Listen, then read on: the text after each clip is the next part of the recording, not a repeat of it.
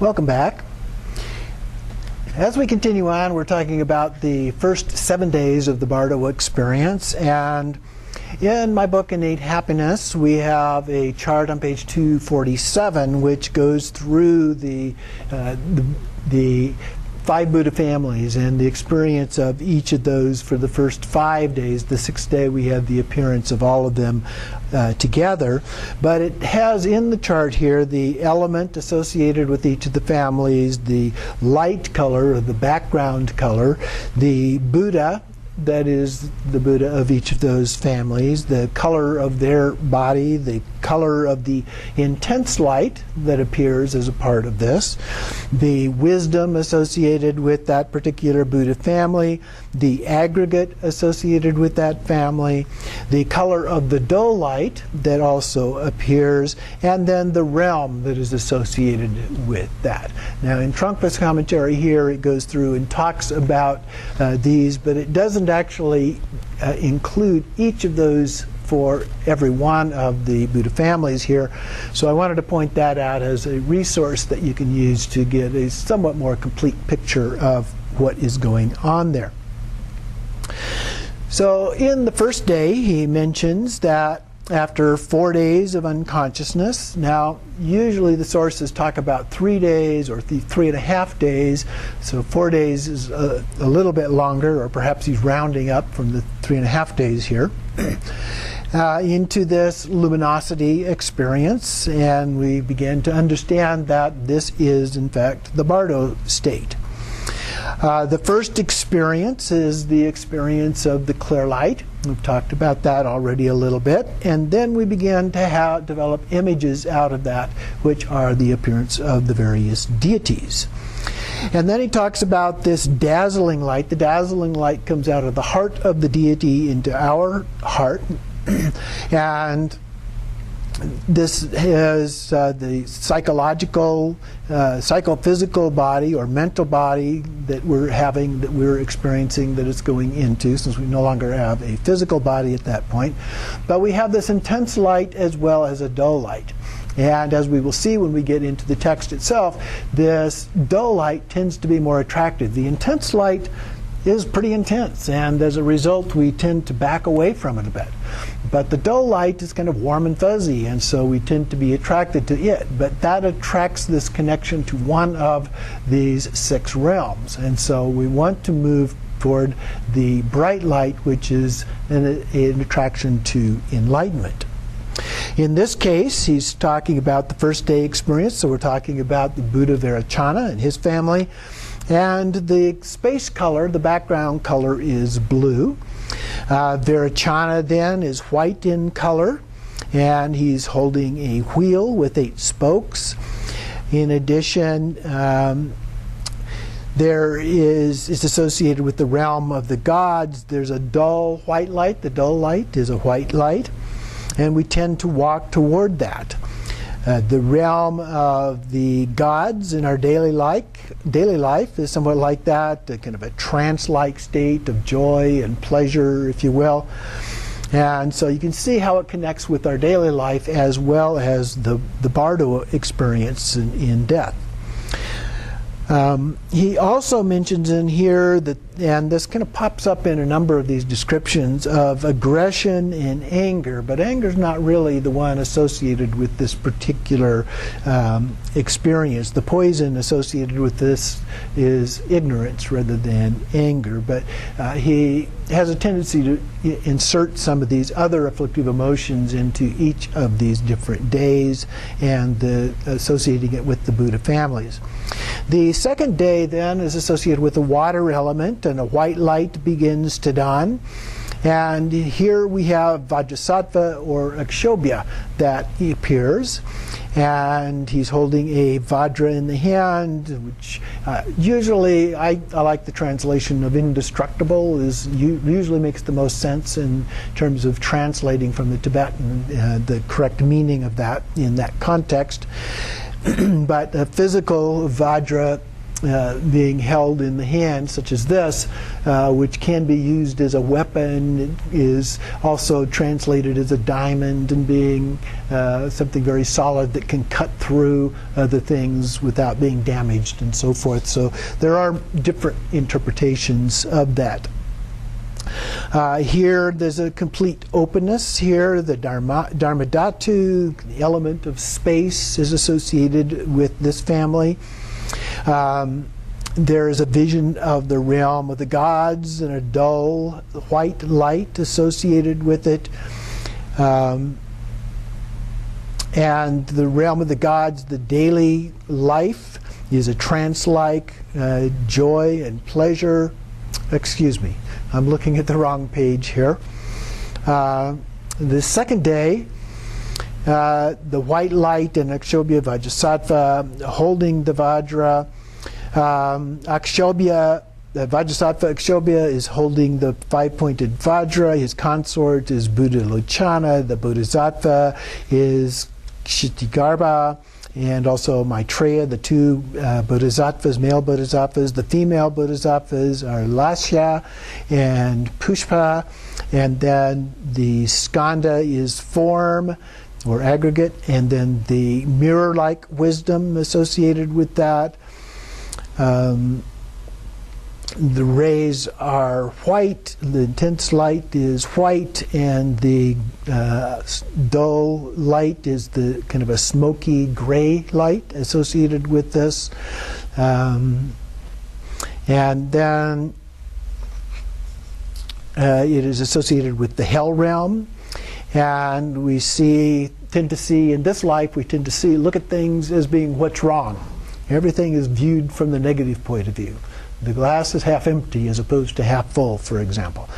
And have a very critical attitude about things. And anger, hatred is associated with this particular realm. On the third day, we have Virachana with space, and that was in the first day, is reviewing here. And then Vajrasattva Akshobhya with solidity. And now we have the vision, Ratnasambhava, appearing with the Ratna family, and equanimity is the wisdom associated with that. Ratnasambhava is yellow in color. He's holding the wish-fulfilling gem. Mamaki is his consort. Bodhisattva Akshobhya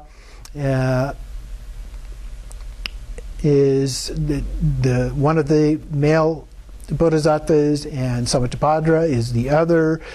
Female bodhisattvas are Mala and Dupa. The dull light is the yellow. The dull light is light blue, and associated with the human realm. The fourth day, we have the element is fire, Amitabha, and Padma family. Amitabha is the Buddha of boundless light, discriminating wisdom. He holds a lotus in the hand. The consort is Pandara, or Pandara Vashini, and the male bodhisattvas are Avalokiteshvara, Manjushri, and then the female bodhisattvas are Gita and Aloka, or Aloka. I'm not exactly sure how the correct pronunciation of that is. And then there's a red light of discriminating wisdom, and so that's the bright light. The dull light is yellow here. The realm of the hungry ghosts, he says there's some conflict because passion is usually connected with the human realm. In here it talks about it as being the realm of the hungry ghosts, and so different sources contradict each other here. The fifth day we have the karma family, and the green light and amogasiddhi, jealousy, is the afflictive emotion, and all-accomplishing wisdom is associated with this one. The crossed vajra is the symbol for this family. The consort is Samayatara, and the male bodhisattvas are Vajrapani and Sarvani, Saravarana Vishkambem. It's a very, very long name here. Saravarani Vishkambem, or sometimes green Tara. The female bodhisattvas are Gandhara and Naravidya, and the skanda is thoughts, the realm of the jealous gods here, but again, jealous god sometimes gets associated with the previous realm. The dull light is red in this case. So on the sixth day, as I mentioned, we have the appearance of all of the five families together. And so he describes this as a crescendo of all of the 42 peaceful deities. And first the five Tathagatas or Buddhas appear simultaneously. Then in addition to that, so we have the 42 peaceful deities. And so here we add, in addition to the Buddhas and the Bodhisattvas, the consorts and so forth that were previously described, we have a set of gatekeepers at each of the gates in the four cardinal directions. And then there are both male and female gatekeepers, and then in the six realms, the Buddha of the gods, the Buddha of the jealous gods, the Buddha of the human beings, the Buddha of the animal realm, the Buddha of the hungry ghost, the Buddha of the hell realms. So there's a separate Buddha associated with each of the six realms. So these collectively then come together to represent the 42. And then the seventh day, we have the peaceful deities and the wrathful deities begin to appear. Now, the peaceful deities are associated with being located at the heart, whereas the wrathful deities are associated with being in the skull or the brain. And Vidyadhara mean holders. Vidyadhara are very advanced practitioners, or there's different levels of Vidyadharas. The most advanced levels are actually considered to be Buddhas. The holder means a holder of knowledge or insight, so a very advanced level. And then, but they are intermediaries, if you will, and they represent the divine form of a tantric guru. And then he also points out here that the lights in this on the seventh day, the green light does not appear. The green light is associated with the animal realm and ignorance. And because we have not achieved the all-accomplishing wisdom associated with that realm, that is the reason that the green light is said not to appear. Then he talks in a little more detail then about the wrathful deities. Describes the transformation. The five Tathagatas are transformed into the Herukas and their consorts. They tend to have 3 heads and 6 arms. And he talks about a story here, the subjugation of Rudra. Rudra is often described as a manifestation or representation of ego. Here he says Rudra is someone who's achieved complete egohood. And so he talks about this story of 2 friends studying under a teacher, and that the essence of his teaching was spontaneous wisdom, and the 2 disciples understood it entirely differently from each other.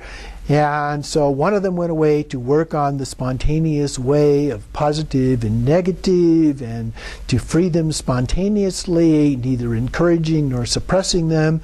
And the other one built a brothel, organizing a big gang of friends that acted spontaneously by making raids on nearby villages, killing men and women, killing men and carrying off the women, and so forth. At some point they met again and described their experiences, and were quite shocked by the fact that they had such diverse understandings of that.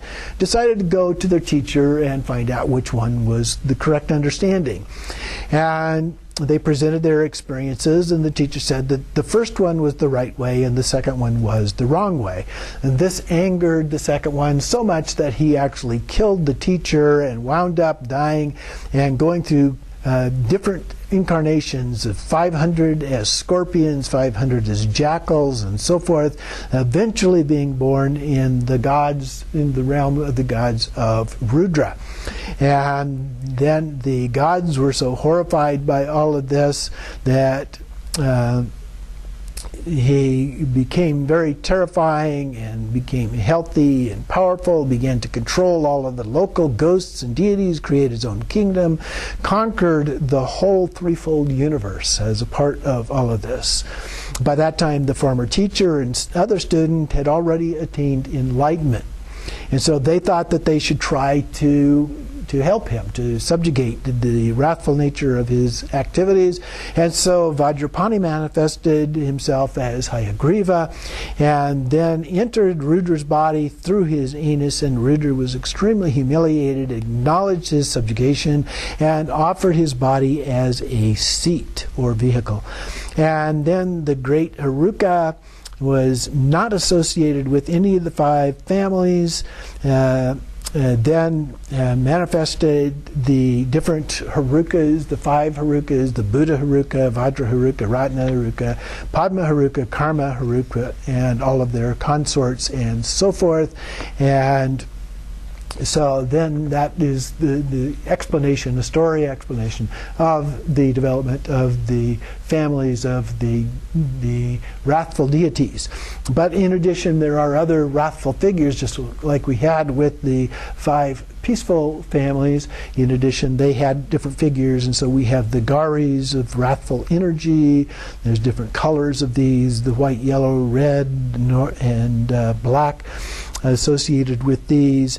The wrathful deities, though, represent hope, he points out in the text here, the commentary. The peaceful deities, he says, represent fear. Now that's an unusual kind of a way of describing these. Usually the peaceful ones are associated with helping us overcome our major afflictive emotions, and the wrathful ones with our more subtle afflictive emotions. So he has a little different explanation of these, as Trungpa is wont to do sometimes. The hopeful quality here he describes as a sense of perpetual creativeness, neither good nor bad. Then finally he concludes talking about the dying person. And so here he says that unless the dying person is in a coma, cannot communicate, that he should be told that he is dying. And this will help bring that person some clarity and comfort as a part of that. And so he has some specific suggestions here. Relating with the dying person is very important. Telling him that death is not a myth, that it is actually happening. It is actually happening. This is a quote of what you might say to the person. It is actually happening, but we are your friends. Therefore, we are watching your death. We know that you are dying, and you know that you are dying. We are really meeting together at this point. So this, he says, presents a tremendously rich inspiration to the dying person. And then we detect the subtle deterioration in his physical senses, and the person may be trying to fight off some of those, the deterioration of that, so be aware of that as well and help comfort them along with that. Touching the other person, holding their hand and so forth can be helpful as that.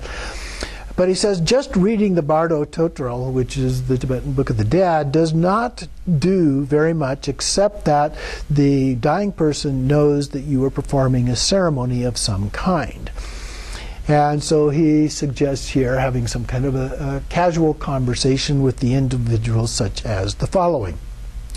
You are dying and you are leaving your friends and family. Your favorite surroundings will no longer be there. You are going to leave us. But at the same time, there is something which continues. There is a continuity of your positive relationship with your friends and with the teachings. So work on that basic continuity, which has nothing to do with the ego. When you die, you will have all sorts of traumatic experiences of leaving the body, as well as your old memories coming back to you as hallucinations.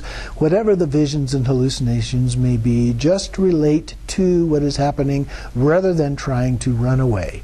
Keep there, just relate with that. I would probably go a little bit beyond that of trying to remind them that this is experience of their own mind going on at that time. letting the dying person know that these things are deteriorating, but it also helps develop a higher consciousness of the environmental feeling that we have. It provides some warmth and some confidence to them in the dying process. So it should be possible to give a simple explanation of the process of deterioration from earth into water, water into fire, and so forth, finally ending up with the luminosity principle. So bringing that person into a state of luminosity. Now, that requires some degree of consciousness, but if you recall, we are conscious even though we have, from a Western point of view, died, the breathing has stopped, and so forth. So the timing of this is particularly helpful. Another thing that I might point out here, we'll come back to this in just a little bit, is that in the process of dying, once we know a person is dying, that is the time that we should do the transference of consciousness, or the POA practices. And so we will talk just a little bit about that as well here in a moment. And so then he has another suggestion here for how this conversation might go. Your friends know you are going to die, but they are not frightened by it. They are really here.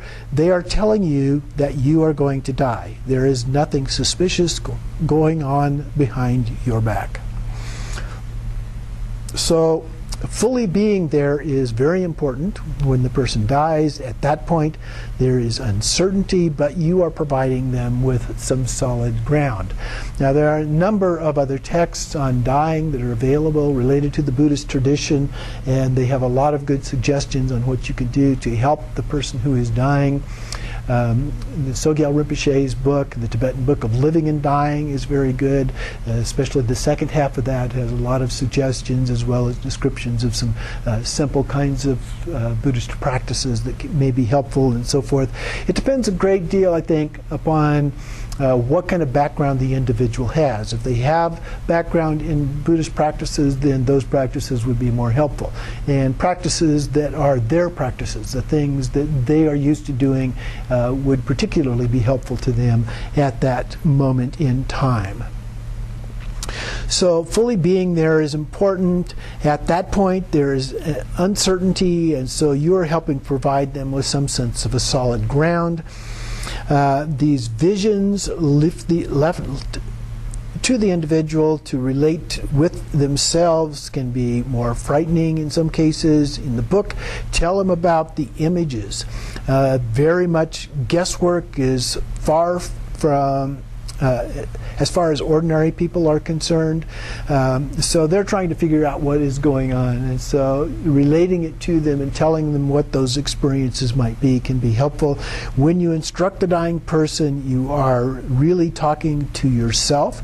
If you are stable, then automatically the person in the bardo state will be attracted to that.